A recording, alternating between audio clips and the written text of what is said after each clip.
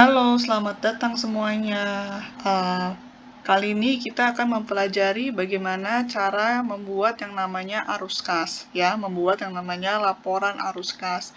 Jadi, laporan arus kas itu merupakan salah satu elemen dari laporan keuangan yang memang dibuat atau dipresentasikan untuk mengetahui bagaimana pergerakan kas yang ada di perusahaan, gitu ya. Jadi selain ada laporan neraca, laporan laba rugi, laporan perubahan modal, kita juga perlu tahu nih tentang bagaimana kondisi kas di perusahaan kita. Maka kita harus buat yang namanya laporan arus kas, ya. Jadi kita tahu nih, ya sama halnya seperti teman-teman punya uang cash di dompet. Nah, teman-teman kan pasti ingin tahu dong bagaimana pergerakan uang cash teman-teman. Mungkin dari awal 1 juta, kenapa di akhir dompet tiba-tiba cuma ada 10.000. Nah, kan teman-teman ingin tahu nih bagaimana pergerakannya. Teman-teman beli apa aja, teman-teman dapat uang dari mana aja. Nah, sama hal dengan perusahaan. Skala individu saja kita perlu pengen tahu kan bagaimana kondisi cash flow atau kondisi arus kas kita. Apalagi skala yang bigger, yaitu skala perusahaan. Pasti mereka harus tahu bagaimana kondisi arus kas atau cash flow mereka. Makanya kita juga perlu yang membuat yang namanya disebut dengan laporan arus kas. Laporan arus kas tersendiri itu bisa menggunakan dua metode. Pertama menggunakan metode langsung dan menggunakan metode tidak langsung. Gitu ya. Nah, laporan arus kas sendiri ketika kita membuat, teman-teman harus lihat yang namanya 3 activity.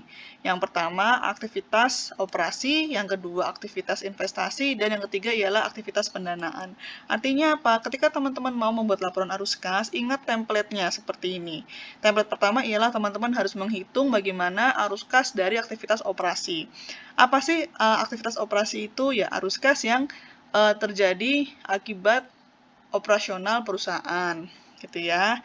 Contoh pendapatan dan pengeluaran. Terus ada lagi yang namanya arus kas dari aktivitas investasi. Jadi selain dari aktivitas operasional, teman-teman juga perlu melihat bagaimana kondisi cash flow dari aktivitas investasi. Apa sih aktivitas investasi itu? Aktivitas yang bersifat ingin membuka atau memperluas bisnis perusahaan gitu ya. Tidak hanya memperluas bisnis dari segi bangunan, tapi mungkin ingin menambah mungkin aset mungkin dalam bentuk deposito ataupun aset dalam bentuk fisik seperti tanah, bangunan, atau mungkin kalau di rumah sakit, misalkan kita ambil contoh rumah sakit ya, bukan perusahaan. Contoh rumah sakit dia ingin memperluas layanan dengan membuka namanya klinik kecantikan misalkan. Maka rumah sakit ingin berinvestasi dengan membuka layanan klinik kecantikan, gitu ya. Jadi yang sifatnya memang untuk investing, bukan untuk operasional. Kalau operasional seperti hari-hari, pemasukan, pengeluaran gitu ya.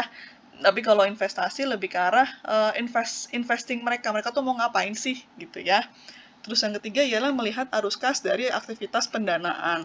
Pendanaan artinya apa? Ya, yang bersifat modal. Artinya teman-teman bisa melihat bagaimana sih arus kas yang sifatnya untuk pemodalan bisnis kita gitu ya. Jadi dibedakan dari aktivitas operasi, aktivitas investasi, dengan aktivitas pendanaan.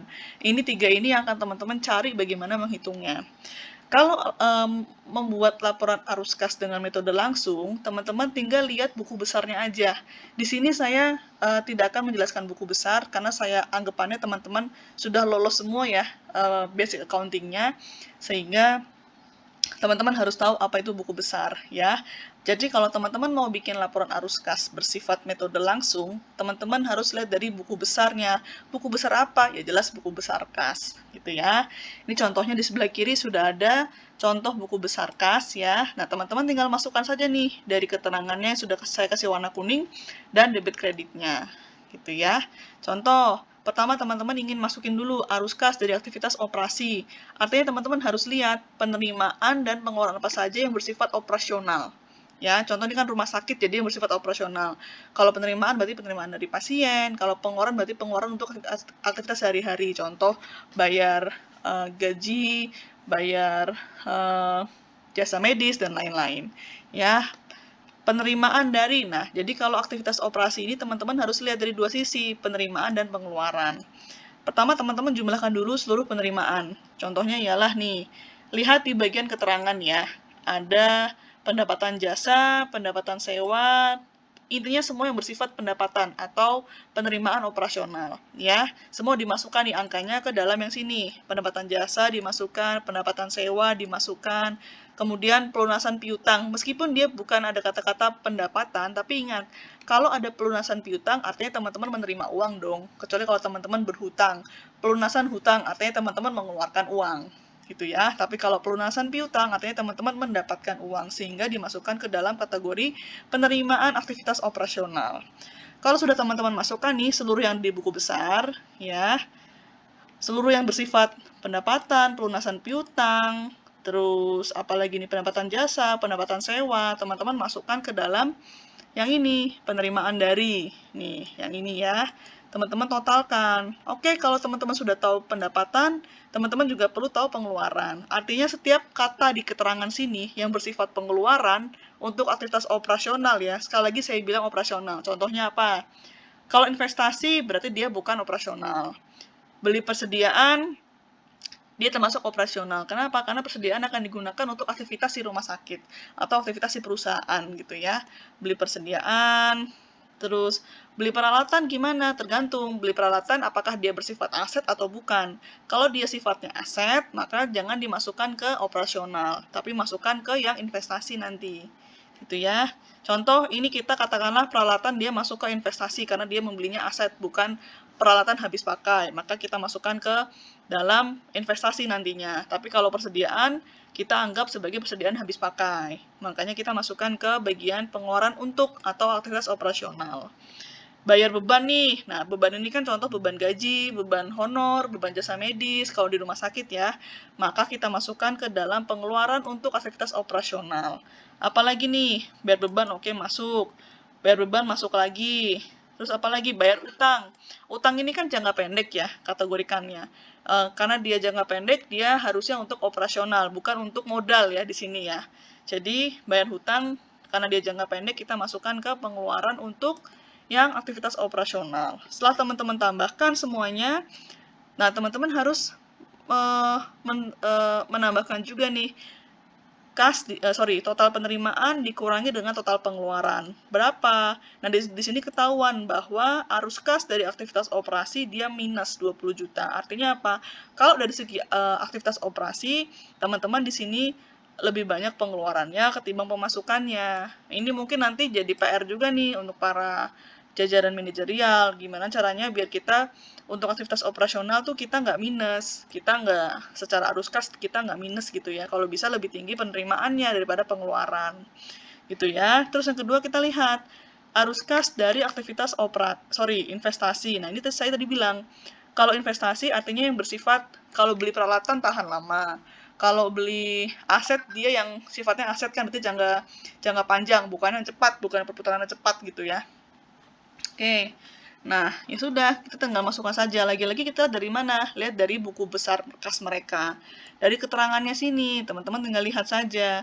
Di mana sih yang kira-kira arus kas investasi kita? Pertama nih, beli perlengkapan. Karena di sini kita mengeneralisir bahwa perlengkapannya bukan perlengkapan habis pakai, tapi perlengkapan bersifat aset gitu ya. Terus peralatan. Nah, kita totalkan nih. Kita totalkan, kebetulan karena di sini semuanya sifatnya kita beli, artinya kita mengeluarkan ya. Kita mengeluarkan biaya. Kecuali kalau ada tulisan penjualan aset di keterangan sini. Kalau ada kata-kata penjualan aset, artinya dia ada pemasukan. Arus kas masuk untuk aktivitas investasi. Karena di sini kita nggak ada penjualan aset, makanya kita nolkan. Sehingga kalau dijumlahkan, artinya kita minus. Kenapa? Karena kita banyak mengeluarkan uang untuk membeli atau berbuat investasi. Gitu ya. Yang terakhir ialah terkait arus kas dari aktivitas pendanaan. Oke, kalau aktivitas pendanaan berarti dia sifatnya yang bermodal gitu ya. Oke, dilihat di sini. Meskipun di keterangan saya tulisannya investasi, tapi ingat di sini bukan investasi yang bersifat dari soalnya ya, karena kan saya kebetulan tidak ada soalnya nih di buku besar, karena saya harapannya teman-teman sudah tahu nih buku besar seperti apa. Transaksi yang tercatat di sini ialah bukan transaksi untuk berinvestasi sebetulnya, tapi untuk investasi awal di perusahaan kita. Artinya kita mendapatkan suntikan modal, gitu ya. Maka di sini kita kategorikan ke dalam modal, bukan ke dalam investasi yang arus kas investasi.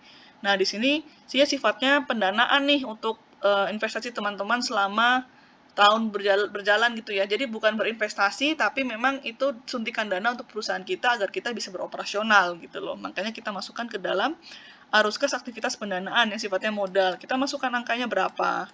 Nah, teman-teman tinggal jumlahkan nih arus kas dari aktivitas pendanaan 950. Terus dijumlahkan dengan kenaikan atau penurunan kas. Ini didapat dari mana? Ini didapat dari G26 dikurangin M33. Nih ya, G26 mana tuh? Oh, ini nih. G26 855 500 atau M33. Mana nih M33? Sebentar ya, M33. Oke. Karena di sini tidak ada saldo awal kasnya gitu ya. Jadi untuk kenaikan penurunan kas, teman-teman harus lihat saldo akhir si kasnya di buku besar kas. Kemudian teman-teman kurangi dengan saldo awal kas. Biasanya tertulis di sini ada saldo awal kas berapa. Itu biasanya dia kalau sudah lebih dari 1 tahun periode. Gitu ya. Jadi ada lihat misalkan 2015 saldo awal kas 2014 berapa atau awal 2015 gitu ya. Nah, itu bisa dimasukkan ke dalam sini. Tapi kalau nggak ada berarti teman-teman nggak usah masukkan. Teman-teman tinggal lihat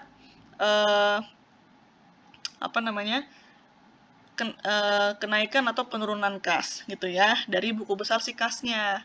Nah, terus teman-teman terakhir tinggal kurangin M32 dikurangi M33. Artinya apa? Teman-teman pengen tahu nih, berapa sebetulnya saldo akhir kas teman-teman. Saldo akhir kasnya ialah dengan cara si kenaikan penurunan kas dikurangi dengan saldo awal kas, ketemulah saldo akhir kas. Nah, angka saldo akhir kas ini harus sama dengan saldo kas di buku besar kas, gitu ya. Jadi kenapa saya berikan warna ungu? Karena memang harus sama angkanya. Kalau teman-teman tidak sama, berarti ada salah penghitungan atau salah pengelompokan. Gitu ya. Jadi kalau teman-teman sudah tahu berapa aktivitas arus kas dari aktivitas operasi, dari aktivitas pendanaan, ini ya, dari aktivitas investasi, teman-teman bisa tahu bagaimana saldo kenaikan penurunan si kasnya. Gitu ya. Kenaikan atau penurunan kas 855 500 gitu ya. Didapat dari mana? Dari buku besar kas dikurangi dengan saldo awal kas gitu ya. Sebentar, kalau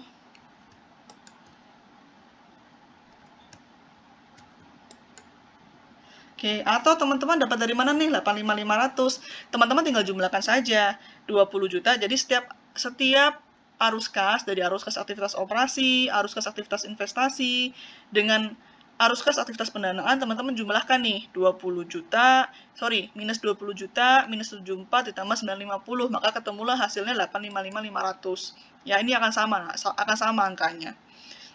Gitu ya, 855.500.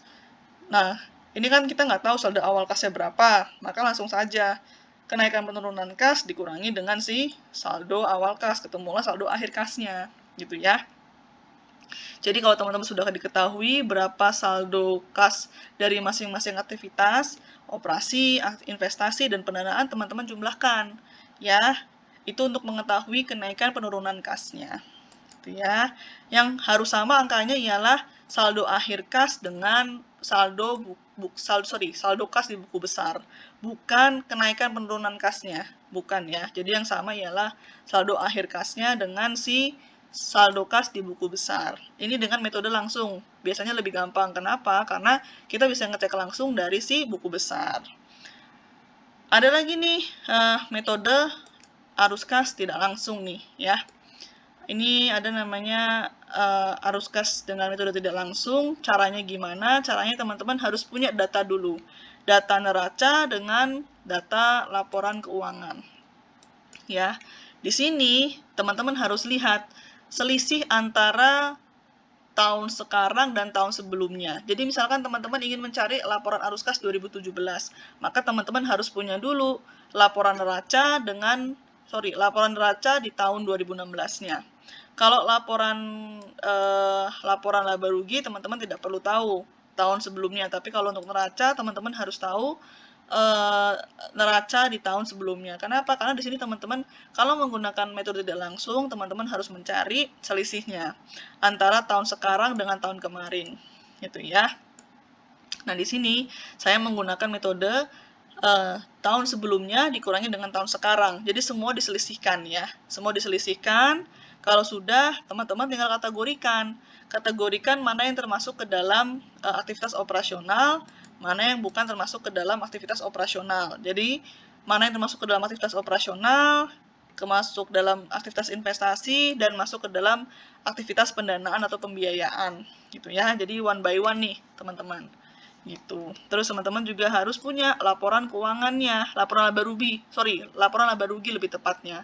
Karena teman-teman harus tahu bagaimana angka laba bersih setelah pajaknya. Jadi ini informasi yang teman-teman harus punya dulu nih kalau mau nyusun laporan keuangan, laporan arus kas menggunakan metode tidak langsung. Kalau menggunakan metode langsung, teman-teman hanya tinggal lihat dari buku besar kasnya saja, ya. Nah, oke. Sama seperti template yang tadi, menggunakan metode langsung, teman-teman harus membagi dulu nih menjadi aktivitas operasional, aktivitas investasi, dengan aktivitas pendanaan, gitu ya. Oke, teman-teman lihat nih, dimulai dari laba 2017. Ini biasanya template dasar ya. Ini saya berikan warna deh. Saya berikan warna oranye, ini biasanya template dasar nih. Ya, template dasar akun-akun yang digunakan untuk masing-masing aktivitas di laporan arus kas. Gitu ya. Pertama teman-teman masukkan laba dulu nih. Laba didapat dari mana angkanya? Didapat dari laporan keuangan tahun 2000 berjalan. Artinya kalau kita mau cari tahun 2017, maka teman-teman harus punya laporan laba rugi di tahun 2017. Ketemulah nih labanya, saya beri warna orange ya. 861562. Oke, teman-teman balik, teman-teman tinggal masukin saja angkanya. Terus apalagi? Oh, teman-teman butuh data penyusutan bangunan, penyusutan kendaraan, penurunan piutang, penurunan persediaan, kenaikan hutang dagang, dan arus kas aktivitas operasional. Nah, ini angkanya dari mana? Teman-teman lihat di yang tadi saya bilang, perbandingan neraca tahun kemarin dengan tahun sekarang. Contoh, penyusutan bangunan, kita lihat nih, bangunan. Oke, akumulasi penyusutan bangunan. Angkanya berapa? Angkanya 62.500. Didapat dari mana? Didapat dari tahun 2016 dikurangi dengan tahun 2017. Jadi minus 40 dikurangin minus 102.500. Ketemulah plus 62.500. Nah, di sini teman-teman tinggal masukkan angkanya. Plus 62.500. Gitu ya. Terus, memang di sini kalau untuk laporan arus kas dia agak berbeda ya. Untuk aktivitas operasional biasanya dia yang positif akan negatif, yang negatif akan positif. Jadi teman-teman jangan terlalu bingung ya. Terus lihat lagi penyusutan kendaraan. Lihat lagi di neraca. Kendaraan minus 31 dikurangin dengan minus 100, ketemulah plus 68. Dimasukkan lagi angkanya nih, plus 68. Kemudian penurunan piutang. Lihat, penurunan piutang di neraca lagi. Piutang dari awal berapa? 2,4, terus tahun 2017 2,05. Artinya apa? Ada penurunan dia sebetulnya. Ada penurunan piutang dari tahun 2016 ke tahun 2017. Iya kan? Jadi dari tahun 2016 dia 2,4, terus ada penurunan nih di 2017 hanya sebesar 2,005 saja. Nah, di sini teman-teman lihat, masukkan angkanya 431. Nah, kenapa di sini dia tidak minus angkanya? Karena lihat teman-teman, ada kata-kata penurunan piutang. Artinya memang dia secara penghitungan sudah minus, sudah menurun gitu ya.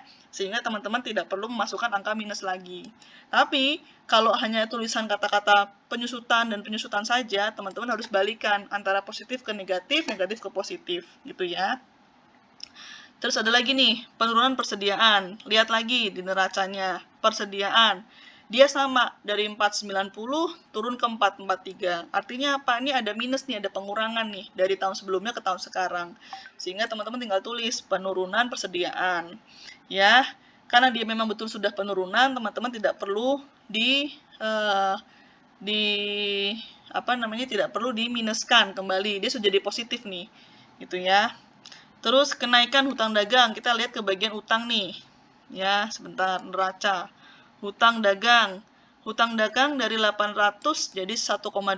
Ada kenaikan 400 juta. ya, secara definisi. Tapi kalau secara penghitungan, ya, karena tahun sebelumnya dikurangi tahun sekarang, dia ada minus 400, ya. Nah, di sini teman-teman tulisannya apa? Kenaikan hutang dagang. Ya, lihat ya, kenaikan hutang dagang. Artinya apa?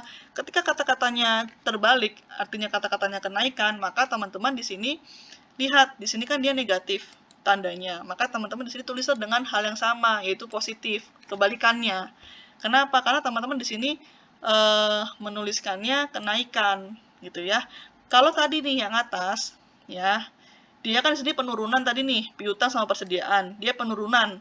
Memang penurunan dan angkanya sudah positif. Jadi teman-teman tidak perlu dibalik. Tapi kalau yang hutang dagang, dia ada kenaikan tapi dia secara angka negatif, kebalik. Maka teman-teman di sini ya, di sini tuliskannya sesuai dengan yang ada kenaikan gitu ya. Jadi di sini dari negatif ubahlah jadi positif. Mungkin teman-teman agak bingung tapi saya harap bisa dicermati ya, bahwa untuk beberapa case seperti yang piutang dan persediaan, kalau memang dia secara di sini sudah penurunan nih, oke sudah penurunan, tetapi memang secara angka dia positif kan? Kenapa? Karena tahun lalu dikurangi dengan tahun sekarang dia positif. Di laporan arus kasnya teman-teman tetap tulis positif karena penurunan. Sudah tahu penurunan, tapi kalau kenaikan nih tadi ya, yang kenaikan hutang dagang dia naik tapi memang secara angka dia negatif. Nah, di sini teman-teman harus balikan menjadi positif ya di hutang dagang. Mana nih? Hutang dagang. Oke. Nah, kalau sudah teman-teman jumlahkan saja berapa, ketemulah arus kas aktivitas operasional. Ketemulah dia angkanya dijumlahkan semua sebesar 1,871250. Kemudian next untuk aktivitas investasi. Artinya dia beli-beli yang sifatnya investasi. Contoh beli bangunan, kendaraan, tanah. Teman-teman tinggal lihat juga nih di neraca. Tanah, bangunan, kendaraan. Ya, lihat. Dari 500 jadi 1,25. Artinya apa? Dia ada kenaikan nih secara nominal pembelian tanah, tapi secara angka dia negatif. Ya, maka di sini pertama bangunan dulu berarti ya. Bangunan berarti 800 ke 125. Ada negatif 450 atau pembelian bangunan. Teman-teman tulis yang ada. Karena kan teman-teman tidak menulis kenaikan atau penurunan nih, hanya menuliskan pembelian. Nah, kalau sudah pembelian, tidak ada kata-kata kenaikan penurunan, teman-teman silahkan masukkan angka yang sebetulnya. Ya, minus 450 di sini. Begitu juga dengan kendaraan dengan tanah. Lihat, kendaraan dan tanah. Kendaraan dan tanah. Dua-duanya mengalami kenaikan secara real, tapi secara penghitungan dia negatif. Maka masukkan angka yang sama, yaitu negatif. Ya, ketemulah arus kas investasi 1,5. Kenapa dia negatif? Karena di sini sebetulnya teman-teman mengeluarkan uang untuk investasi, sehingga arus kasnya negatif. Kecuali kalau ada penjualan aset, nah itu kan positif tuh masuk ke kita. Nah, di sini kan semua teman-teman beli semua nih, beli aset kan. Meskipun secara jumlah dia nambah, tapi kan secara uang kas teman-teman berkurang. Makanya dia berkurang di sini negatif, gitu ya. Sedangkan kalau hutang dagang ketika mungkin teman-teman bingung ya. Nih, kalau hutang dagang ketika dia mengalami kenaikan, memang kan dia sebetulnya mengalami kenaikan. Gitu ya. Jadi ketika kita berhutang sebetulnya cash kita nambah tuh. Nanti berkurangnya kapan? Berkurangnya pas kita bayar hutang gitu ya. Tapi kalau piutang persediaan turun, ya memang menurun gitu ya, memang menurun gitu. Tapi kalau ini sama halnya ketika kita beli bangunan dan kendaraan tanah, kalau kita beli kan memang menurun sebetulnya.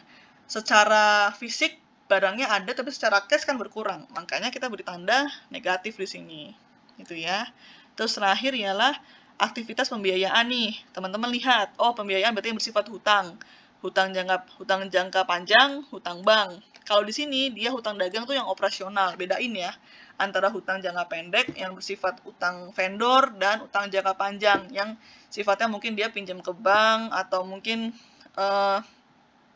hutang-hutang di luar non-bank yang memang jangka panjang sifatnya. Gitu ya. Lihat nih hutang bank, balik ke neraca lagi. Mana nih hutang bank? Dari 1,5 menurun jadi 1,353. Ya, artinya apa? Artinya kita sudah bayar hutang kita, gitu ya. Dia secara angka memang dia positif, ya. Tapi secara real kita sebetulnya ngebayarin hutang. Kalau kita ngebayar hutang artinya apa? Kita keluar duit, makanya tandanya negatif di sini, gitu ya. Terus kenaikan hutang bank jangka panjang. Lihat lagi nih, hutang bank jangka panjang. Dia naik dari 900 ke 1,2. Jadi 300 juta. Artinya apa? Kalau hutang kita naik, harusnya kan uang kita nambah, makanya tandanya positif di sini. Gitu ya, kecuali kalau kita bayar hutang. Nah, kalau kita bayar hutang artinya ada penurunan hutang. Kita minuskan tandanya, karena kita keluarin duit. Tapi kalau kita nambah hutang, kita kan nambah uang. Gitu ya. Terus ada pembayaran dividen. Lihat nih, dividen tuh di mana? Dividen di bawah, ya. Logikanya apa? Logikanya kalau kita bayar dividen kan otomatis uang kita berkurang. Makanya dia diberi tanda negatif di sini. Gitu ya. Nah, teman-teman tinggal jumlahkan berapa sih arus kas dari aktivitas pembiayaan. Oh, minus juga. Artinya apa? Dari pembiayaan teman-teman lebih banyak untuk mengeluarkan uangnya ketimbang menerima uangnya. Gitu ya. Terus ingat, tambahkan dengan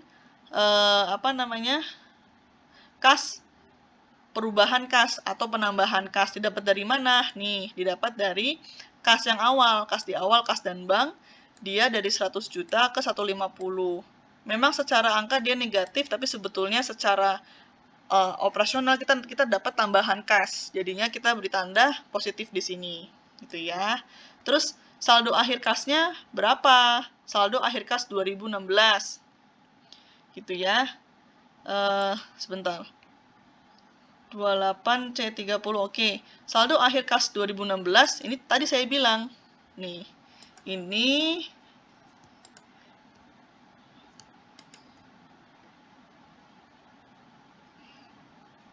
ya, jadi saldo akhir kas 2016 ialah dijumlahkan ya, teman-teman ya. Dijumlahkan antara ini, sebentar. Antara aktivitas operasional ditambah yang investasi ditambah dengan pembiayaan. Ketemulah 50 juta di sini. Ya. Oke, ini seharusnya 50 juta nih, teman-teman. 150 juta. Oke, sebentar.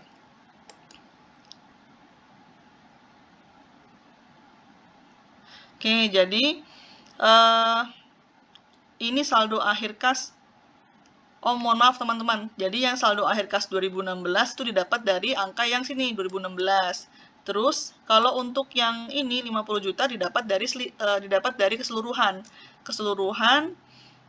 Keseluruhan ini nih, 1871 ditambah 1,5 ditambah 321. Ketemulah 50 juta. Sehingga saldo akhir kasnya ialah 50 ditambah 100 juta. 150. Angka ini yang saya beri warna merah, ini akan sama dengan yang ada di neraca warna kuning, 150.